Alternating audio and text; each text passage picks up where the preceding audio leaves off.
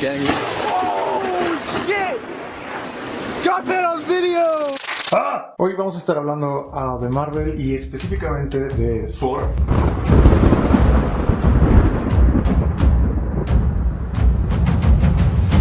Y de su origen, y no precisamente de lo que es la creación de Jack Kirby y Stan Lee, sino de dónde se inspiraron para hacer estos personajes. Y usualmente sí me encuentro con que sí, o sea, a la gente le encanta Thor, ya sea en los cómics, en el universo cinematográfico, y han sido raros los casos, pero sí me he encontrado algunas personas que desconocen absolutamente que Thor tiene un origen mitológico y que fue parte de un culto que la gente lo practicaba en Escandinavia. Entonces, antes de empezar, vamos a ponernos de acuerdo en un par de cosas. Número 1, hace 2000 años este tipo de mitos y además de culto alrededor de estas deidades ya existía en Europa Central y en Europa del Norte. Número 2, esta religión es básicamente de los pueblos germanos y se encontraban aquí en este mapa. Los romanos pelearon para conquistarlos, pero básicamente nunca pudieron como tal. Esto que ven aquí es Alemania, Países Bajos, etc. Y esto de acá es Noruega, Suecia,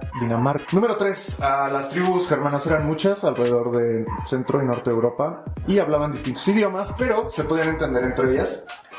Como una suerte de español y portugués, algo así. De la misma manera, la religión de todos ellos y sus mitos se llevaban a cabo de manera parecida y los nombres cambiaron de forma ligera. Por ejemplo, en lo que es Escandinavia se le llamaba Thor, pero en lo que hoy es Alemania se le podía conocer también como Donar, pero es la misma deidad, son las mismas propiedades, es el mismo personaje mitológico, nada más que hay cambios en el idioma. Número 4, los germanos poseían escritura en alfabetos rúnicos, pero no escribían ni su historia ni sus costumbres en libros. Se hacía algo parecido, pero en estelas de piedra. Runes.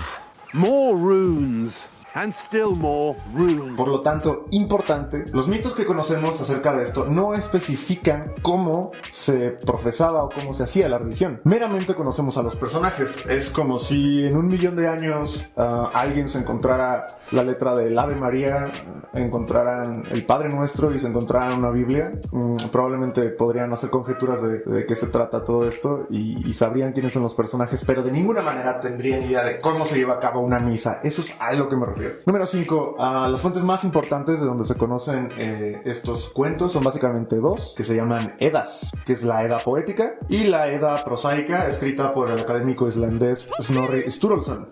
Tanto la Edda prosaica como la Edda poética, cualquiera de las dos, se escribieron al menos mínimo 200 años después de que los pueblos germanos y escandinavos germanos dejaran de rendirle culto a estos dioses, así que es por eso que es tan famoso Snorri Sturluson. Es como el académico del que sí sabemos su nombre y nos consta incluso cuándo nace y cuándo muere, básicamente. Entonces es como que una de las fuentes más fidedignas para enterarnos de esto. Entrando en materia, Marvel incluye a personajes dentro de su historia de Thor, como las Valquirias, incluye a Odín, a Frigg, a Heimdall, etc.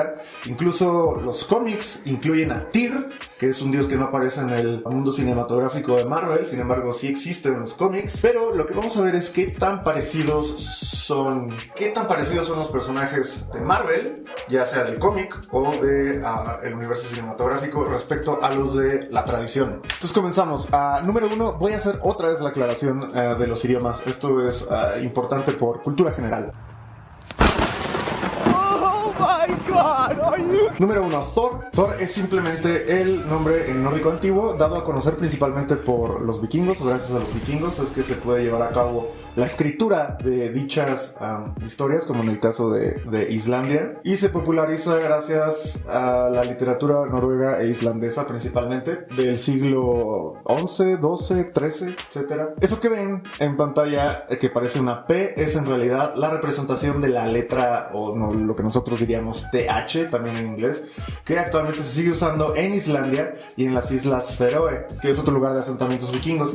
Y de hecho, estas dos islas están tan alejadas que son los lugares donde sus idiomas respectivamente, o sea el ferorés y el islandés, se conservan lo más parecido a como era el Old Norse o el nórdico antiguo hablado por los vikingos. Cabe destacar aquí que vikingo no es una etnia como tal, sino es un título, como título de pirata o las nacionalidades vendrían siendo noruegos, daneses, suecos, y vikingo es aquel que se trepa al barco y sale a hacer los asaltos, como en el caso del primer asalto del año 793, el asalto al monasterio de Lindisfarne, que es básicamente donde se supone que empieza oficialmente la era de los vikingos.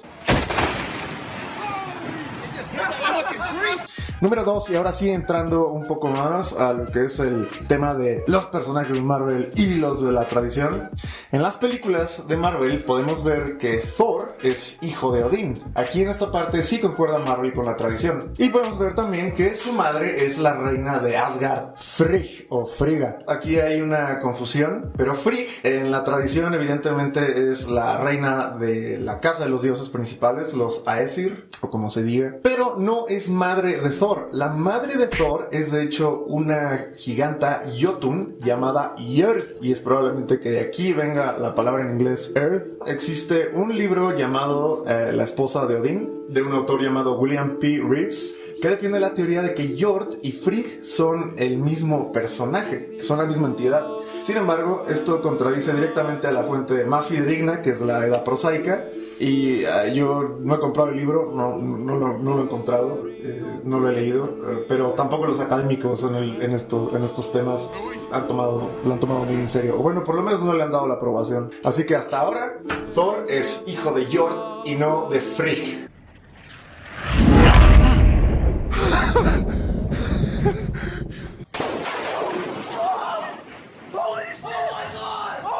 Esto nos lleva al punto número 3. Si ustedes recuerdan, en la película Thor, la primera, nos explica el prólogo que los Jotun y los Asgardianos han estado en conflicto desde hace mucho tiempo. Y nos muestran a los Jotun como unos gigantes azules. Y sí, efectivamente, en la tradición están en guerra los Jotun y los Asgardianos. Pero estos no son de especies distintas. Esto quiere decir que los Jotuns no son azules. Se les llama gigantes, pero asimismo en la tradición los dioses también son gigantes. O sea, no hay evidencia alguna de que tengan aspectos diferentes. Y probablemente sean la misma raza, simplemente pertenecen a lugares distintos. Así que esa sí es una aportación directamente de Marvel. No son azules y los dioses también son gigantes. Esto nos lleva al punto número 4. En las películas de Marvel sabemos que Loki no es hijo de Odín. Sabemos que es adoptado y que pertenece a los mencionados Jotuns. De hecho podemos ver al padre de Loki, el padre original, que es un Jotun llamado Laufey. Sin embargo, aquí distinto a la tradición, Laufey no es hombre. De hecho se pronuncia Laufey y no es padre, es la madre de Loki. Laufey es una diosa. El padre de Loki en efecto sí es un Jotun de nombre Farbauti. Y de hecho Loki posee a dos hermanos que se llaman Bilaistir y Helblindi. ¿Es adoptado? Esto nos lleva al punto número 5. En Marvel, tanto en el cómic como en el universo cinematográfico, Odín adopta a Loki después de la batalla contra los gigantes de Skarcha, o sea, los Jotun, y terminan por criar a Loki junto a Thor. Pero muy lejos de tener una relación de padre e hijo, como se muestra en la película, que tiene Odín con ya sea tanto Thor o Loki, en la tradición en realidad Odín es amigo de Loki, es muy buen amigo, y de hecho lo considera su hermano. Pero ¿por qué lo considera su hermano? Esto nos lleva al punto número 6. En la tradición, Loki conoce a Odín porque trabaja Loki para los dioses. Y de hecho, uno de los puntos fuertes de la relación de amistad que tiene Loki con Odín va por lo siguiente. Esto se va a poner raro. Esto va a estar bizarro, así que agárrense. En la Edda prosaica de Gylfaginning, al momento de que se van a construir unas murallas y fortificaciones para Asgard, y existe un constructor que se ofrece a construir dichas estructuras, ¿no? Pero pide como pago este constructor, pide como pago a las diosas Freya, a la diosa Suna, o sea, el sol, y al dios Mani. Pide a estos tres dioses como pago. Odín acepta, pero le da unas condiciones, por supuesto, al constructor, las cuales son las siguientes. Tendrá que construirlo en menos de 3 estaciones y sin ayuda de ningún hombre en absoluto. Aquí el problema es que, yo no estoy seguro, no lo he leído y creo que nadie lo menciona como tal, pero no sabemos sabemos cuánto significaría en las Edas una estación. Probablemente puede ser días, un día.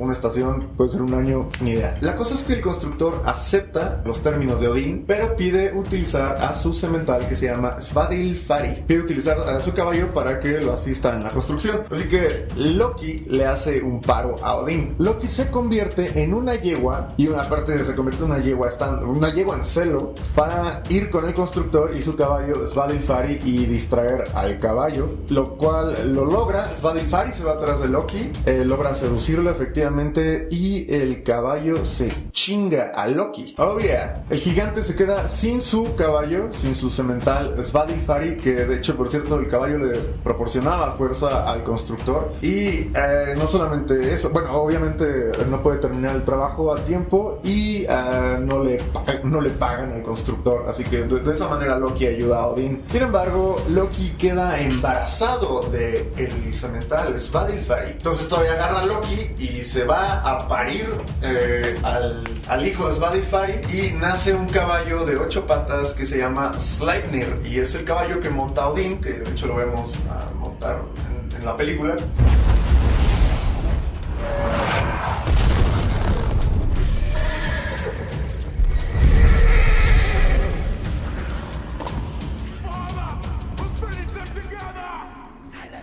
Esto, por supuesto, lo agradece mucho Odín a Loki y se llevan bien, hasta ese punto se llevan bien. En las películas, en el universo cinematográfico de Marvel, se me hace muy extraño ver a Sleipnir, porque sabes qué es lo que representa y cómo es que apareció ese caballo ahí, entonces como... Dude. Desmonetizado seguro. Y de hecho no estoy seguro cuál sea el origen del caballo de 8 patas en los cómics. No tengo idea. Si alguien sabe, adelante. Punto número 7. Hablando de Odín, podemos ver nuevamente en el prólogo de la película Thor 1, que es claramente después de la batalla contra los mentados Jotuns, que Odín pierde el ojo, lo pierde en batalla. En la tradición es un poco más complicada la pérdida del ojo para Odín. Usualmente Marvel tiene que hacer muchas conexiones para su universo y su narrativa, y no están obligados a seguir los lineamientos de las sagas, evidentemente. Por lo tanto, omiten el hecho de que en la tradición Odín es alguien que vive para adquirir conocimiento todo el tiempo. En la Edda prosaica de Snorri Sturluson menciona que para adquirir sabiduría, Odín va a las ramas del Yggdrasil, a un pozo custodiado por un gigante que se llama Mimir, e intercambia su ojo izquierdo por toda la inteligencia y sabiduría, excepto el futuro. Esto es raro porque Sturluson dice que Odín tendría toda la inteligencia y toda la sabiduría, pero no podría conocer el futuro. Sin embargo, sabemos que Odín es alguien que vive todo el tiempo en ansiedad por tratar de conocerlo todo, o adquirir toda la fuerza y sabiduría que pueda. Y la ansiedad viene porque sabe que se les va a acabar el tiempo y va a llegar el Ragnarok, que enseguida vamos a hablar del Ragnarok. Número 8, todavía vamos con Odín. En las películas Odín es presentado como una figura muy patriarcal. Se ve como un anciano, un abuelo sabio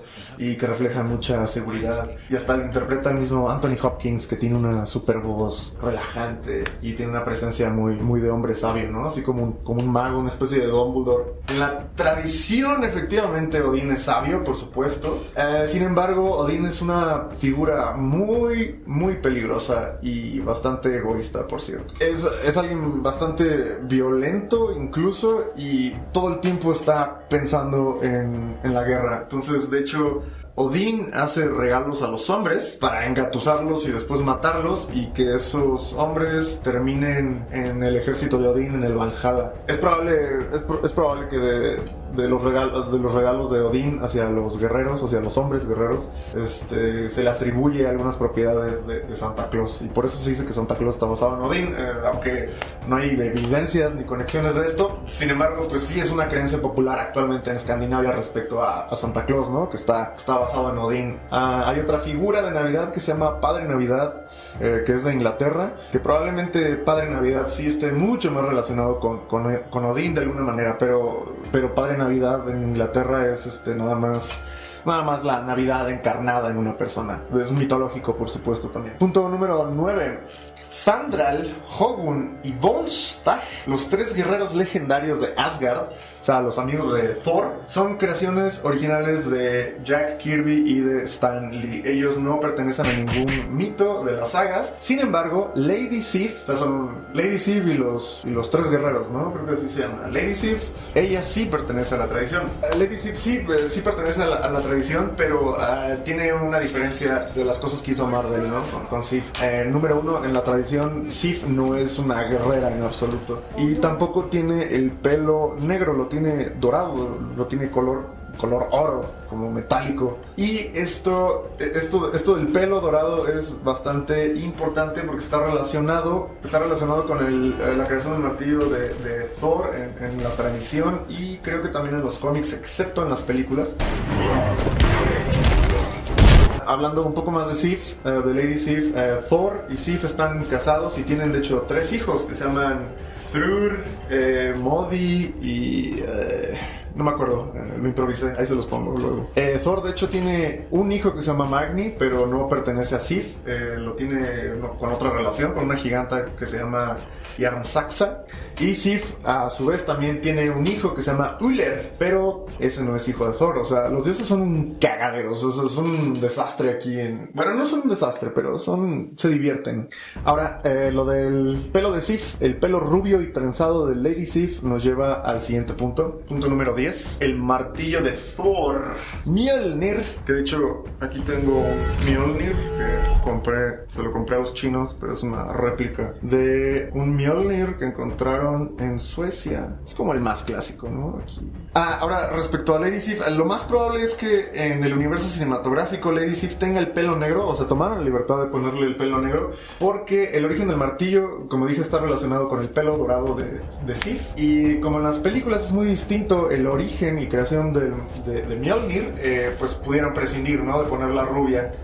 La cosa es que para los cómics y la tradición, en el cómic se llama Thor Journey into Mystery, fascículo es el número 83, publicado en 1962. Tanto en ese cómic como en la tradición mitológica, la historia del martillo es básicamente idéntica entre estas dos. Marvel no le movió nada en absoluto a la historia de la creación del martillo, así que tanto en los cómics de Marvel y la saga esta Skarsgård de Sturluson van de la siguiente forma. Se supone que Loki quiere hacerle una travesura a Thor, quiere molestarlo, así que va con su esposa Lady Sif y le corta el pelo a Lady Sif mientras está dormida. Es un súper cabello dorado. Se enfurece Thor por lo que hizo y le dice a Loki: me tienes que conseguir el cabello de nuevo, te lo tienes que conseguir a Lady Sif. Así que Loki tiene que hacerle caso a Thor y va con 2 enanos artesanos que se les ubica como los hijos de Ivaldi. Repito aquí, tanto el cómic de Marvel como no las películas, cómic como la saga de Skarsgård son iguales, repito, ¿va? Entonces llega Loki con los hijos de Ivaldi y les pide que fabriquen pelo para Lady Sif, pero como Loki es muy cabrón y es maestro del engaño, ojo, maestro del engaño, no dios del engaño. Cuando es maestro del engaño, quiere sacarle más cosas a estos enanos artesanos, así que les pide que fabriquen regalos para los dioses. Así que a estos artesanos herreros, los hijos de Ivaldi, hacen también la lanza que porta Odín, que se llama Gungnir, y un barco para Frey, que se llama Shiblandir, el cual este barco vuela y aparte lo puede doblar para guardarlo, lo puede doblar tantas veces él quiera para guardarlo en un bolsillo, en una bolsa. Pero Loki, no conforme, va con otros enanos joyeros, que son básicamente como la competencia, que se llaman Eitri y Brock. Y les dice a Eitri y a Brock, les apuesto mi cabeza a que no pueden crear algo tan perrón, tan chingón, como lo que hicieron los hijos de Ivaldi para los dioses. Y estos güeyes dijeron, oh, challenge accepted. Así que se ponen, Eitri y Brock se ponen a trabajar. Brock está en el fuelle, así que Loki le empieza a ver pelada porque dice, si van a poder, creo que tengo que hacer algo al respecto, si no voy a perder la apuesta. Así que Loki se transforma en una mosca y se pone a tratar de distraerlos, ¿no? A estos 2 joyeros. En el cómic, Loki se convierte en una libélula, pero es básicamente la única diferencia. De ahí en fuera todo sigue igual. Bueno, crean este par de joyeros a un jabalí de oro para el dios Frey, que se llama Gullinbursti. No sé si se pronuncia así, pero bueno. Y también forjan un anillo para Odín que se llama Draupnir. Y por último, estos dos terminan por forjar a Mjolnir. Los joyeros en efecto logran hacer creaciones dignas para los dioses, pero Loki no pierde la apuesta porque el trato decía que apostaba su cabeza, mas nunca dijo que apostaba su cuello, por lo que Loki sale íntegro y además se lleva los regalos y el cabello nuevo de Sif. En la película de Avengers Infinity War, bueno, aparece Eitri, solo aparece él, que es el enano herrero, forjador, interpretado por Peter Dinklage, y tiene que ir Thor, Rocket y Groot con Eitri para que les consiga ya sea otro Mjolnir o es cuando les dan a Stormbreaker. Y el mundo a donde llegan se llama Nidavellir. O dicho correctamente, o bueno, un poco más acercado a como se tendría que decir, se dice Nidavellir. Nidavellir. Y Nidavellir es, en las películas, una estrella contenida en esta esfera de Lyson que utilizan para forjar armas para los asgardianos. En la tradición mitológica, Nidavellir es efectivamente uno de los mundos de Yggdrasil y efectivamente viven enanos por ahí. Y ahí es donde están los que forjan a Mjolnir, Eitri y Brock, como ya mencioné, pero de ninguna manera se puede especificar que es una estrella. Esto es una creación de Marvel enteramente, ya sea en el cómic o en las películas. De hecho, ninguno de los mundos del Yggdrasil en la tradición de las Edas se puede especificar que son planetas como lo hace Marvel. Ni siquiera se puede especificar que son dimensiones. Son, en todo el sentido ambiguo de la palabra, son mundos, así. Mundos. Algo que cabe destacar por aquí de lo que acabo de mencionar es que las sagas y su mitología exploran un sentido pues más humano, o sea, situaciones como más humanas. Jamás son específicas ni proveen una solución concreta o racional como sí lo intenta hacer religiones como por ejemplo el cristianismo, ¿no? Esto estaría probando la antigüedad que tienen esta clase de creencias. Porque si vemos, el cristianismo sí tiene soluciones, sí tiene respuestas estructuralizadas hasta donde pueden.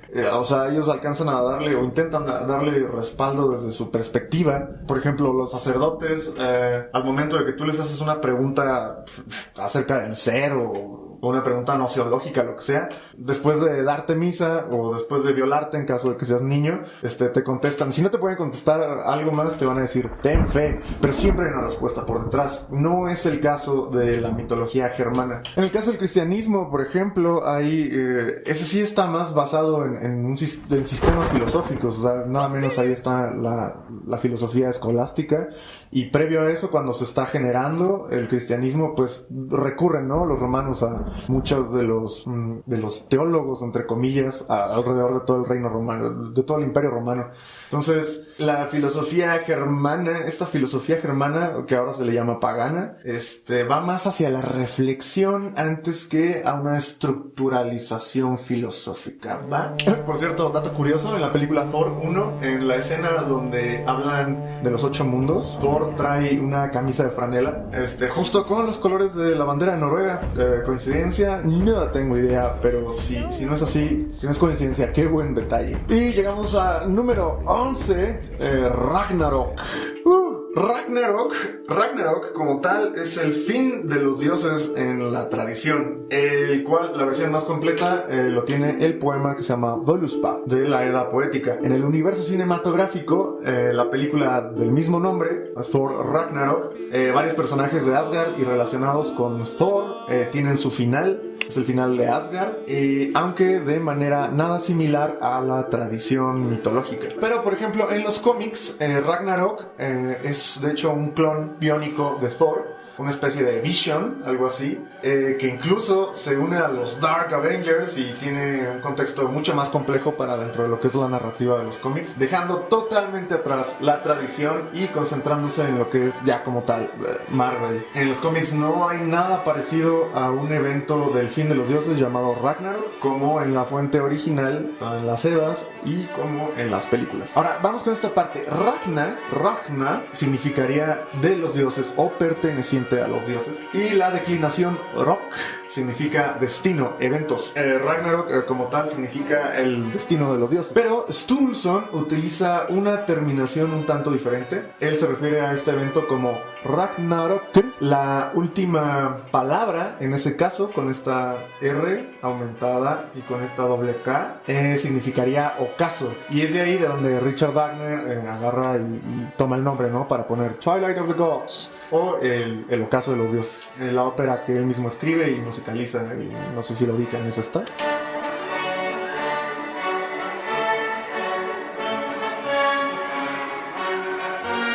Ahora, para todo esto de los nombres, aquí mi amiga Rafna les puede ayudar a pronunciar todo este tipo de cosas correctamente en islandés. Les dejo un video de ella referente a Thor también, se los dejo en la descripción, está chido, véanlo. Thor is Thor.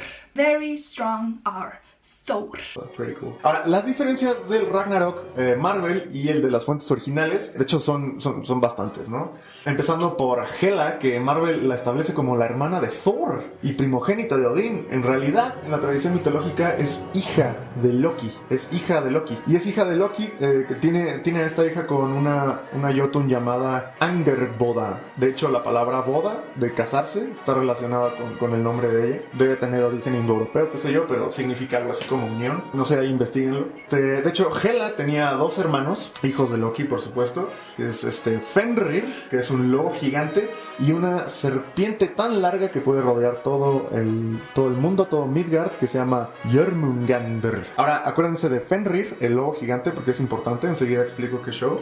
Ahora, en Thor Ragnarok aparece un lobo gigante que encaja perfectamente con la descripción de Fenrir. Y menciono esto porque en las sagas Hela, en la tradición mitológica, Hela tiene un perro que se llama Garm, y el perro se suelta en el Ragnarok y hace un desastre. Entonces, en la película de Thor Ragnarok, aparentemente es Fenrir o Garm, es alguno de los dos, o está unido, quién sabe, ahí hacen un crossover extraño. Ellos pueden hacer lo que quieran, ¿no? En Thor Ragnarok aparece este gigante de fuego que se llama Surtur, al que Thor en la película le pone pues, una madriza, y después el gigante destruye Asgard. Y en efecto, en las sagas, Surtur es un gigante de fuego con una espada de fuego que no solo destruye Asgard, sino destruye todo, o sea, destruye todo al final. Pero Thor no se enfrenta a este gigante. El que se enfrenta al gigante en la mitología, en la tradición mitológica, es un dios que no aparece en el universo cinematográfico. Sí aparece en los cómics, pero en el universo cinematográfico no aparece. Es Frey. Frey es este dios al que los enanos le forjan un barco que puede doblar. Bueno, en las sagas Frey no está armado y entonces termina muerto por Surtur con su espada de fuego. Pero en las sagas, Thor sí se enfrenta contra uno de los hijos de Loki. Se enfrenta con la serpiente Jörmungandr. Entonces lo que hace Thor es darle martillazos a la serpiente Jörmungandr y termina matándola, pero Thor se muere por el veneno de la serpiente. Hela, en Thor Ragnarok, en la película de Thor Ragnarok, es capaz de agarrar agarra Mjolnir y lo puede destruir completamente. En la tradición mitológica esto no sucede porque Hela nunca se enfrenta a Thor. De hecho, Mjolnir tampoco lo destruyen en la tradición mitológica, sino que Mjolnir se va heredando a los hijos, queda heredado a los hijos de Thor. En Thor Ragnarok, en la película, Odín simplemente decide desaparecer como Jedi, así se va. Es un buen detalle que cuando se muere Odín en la película se transforma en un águila de luz, porque Odín hace eso en la mitología, hace eso, transformarse en águila. En las sagas es un poco distinto el final de Odín, porque Odín se enfrenta a Fenrir, el lobo, hijo de Loki, este lobo al que Hulk le pone una madriza. Y en las sagas, Odín va montado en su caballo, Sleipnir, hijo de Loki también. Se lanza contra Fenrir, contra el lobo, en el caballo, y trae su lanza Gungnir. Y lo que hace el lobo es simplemente abrir la boca y tragarse a Odín. ¡Pum! Ahí quedó. Así es el final de Odín. Muere peleando Odín, de hecho. Y todavía hablando de la saga, a Fenrir, quien lo termina matando, es otro hijo, es un hijo de Odín que no aparece ni siquiera en los cómics ni en el mundo cinematográfico. Es un dios que se llama Vidar, y uno de los poemas dice que Vidar agarra al lobo de las mandíbulas y le rompe las mandíbulas al lobo. De hecho hay una escena donde Hulk hace precisamente eso con el lobo gigante y no sé si haya sido como una especie de easter egg para los viejitos o los que les gusta leer estas cosas de las sagas mitológicas o qué, pero yo creo que es una alusión a eso, a mí me parece. El Ragnarok en el universo cinematográfico de Marvel, el Ragnarok de hecho está dividido en dos películas porque en Thor Ragnarok, Surtur y Hela, ellos son los que hacen el Ragnarok como tal, pero quien termina matando, por ejemplo, a Heimdall y a Loki es el mismo Thanos. Existe un poema que se llama Husdrapa, de donde Loki y Heimdall habían tenido una pelea en forma de focas. Eso es en la tradición mitológica, por supuesto. Convierten en focas y se empiezan a dar focazos, por un robo que comete Loki un día, creo que de unas joyas, y tienen ese pique, tienen esa pelea hasta el Ragnarok, y ellos dos son los que terminan matándose entre ellos, Heimdall y Loki. Esa es la forma en la que se mueren en las sagas. Puedo poner en la descripción cuáles son las sagas principales, para ver si ustedes pueden conseguir alguna traducción al español o inglés, si quieren buscarle más. Pero pues hasta aquí dejo el video. Así que ya saben, todo lo que acabo de decir es rebatible, desmontable y irrefutable. Si alguien quiere decir algo o agregar alguna otra diferencia interesante, que lo pueden hacer en los comentarios, adelante, y que se arme el ágora. Den like, suscríbanse y píquenme la campanilla. Chao.